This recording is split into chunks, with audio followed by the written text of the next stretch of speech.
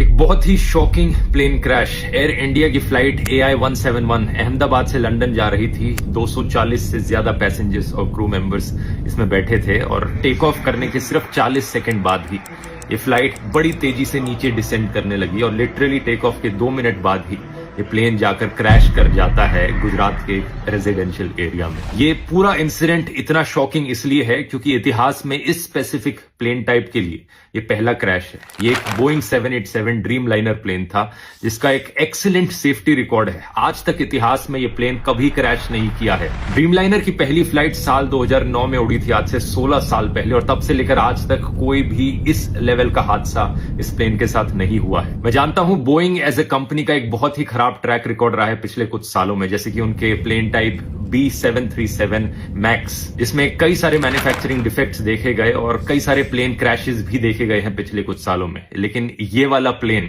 वो नहीं था। इस प्लेन का स्पेसिफिक कोड नंबर VTANB था, जिसे आप इंटरनेट पर जाकर सर्च करोगे तो सारा डेटा मिल जाएगा। ये 11 साल पुराना प्लेन था, कोई ज्यादा पुराना प्लेन नहीं था। ड्रीम लाइनर्स का लाइफ स्पैन 20 से 30 साल तक का होता है। जो पायलट इस प्लेन को उड़ा रहे थे, कैप्टन सुमित सबरवाल, उनका खुद का भी 8200 फ्लाइट आवर्स का फ्लाइट एक्सपीरियंस था, जो कि बहुत अच्छा होता है। तो पायलट भी इनएक्सपीरियंस नहीं थे। अगला सवाल आपके दिमाग में आएगा कि क्या वेदर खराब था? ऐसा भी नहीं था। 1:30 बजे दोपहर के ये क्रैश हुआ। वेदर कंडीशंस अगर देखी जाए तो लगभग 40 डिग्री सेल्सियस के आसपास का तापमान था। कोई ज्यादा तेज हवाएं नहीं चल रही थी। विजिबिलिटी जो थी बहुत ही अच्छी थी, 6 किलोमीटर से ज्यादा की विजिबिलिटी। तो ऐसे में सवाल उठता है कि यहां प्रॉब्लम कहां पर हुई। इसका असली जवाब हमें जल्द ही पता लगेगा। अभी प्लेन के ब्लैक बॉक्स से इंफॉर्मेशन को रिट्रीव किया जा रहा है, लेकिन मोस्ट लाइकली ये पूरा हादसा एक बहुत ही भयंकर टेक्निकल फेलियर का लग रहा है। क्या यहां पर कोई इंजन फेलियर हुआ है मेंटेनेंस फेलियर की वजह से? इसका असली जवाब तो हमें तभी पता लगेगा जब ब्लैक बॉक्स को रिट्रीव करके